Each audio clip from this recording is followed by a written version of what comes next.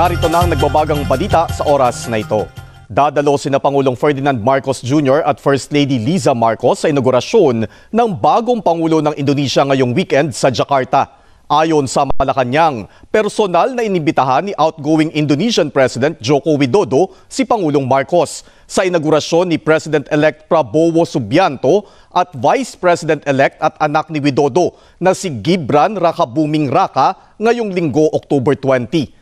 Patunay umano ito ng malalim at mahabang panahon ng pagkakaibigan ng dalawang bansa at pagpapakita ng sincere commitment na pag-ibayuhin pa ang bilateral relations ng Pilipinas at ng Indonesia. At yan ang nagbabagang balita sa oras na ito. Ako po si Adrian Ayalin.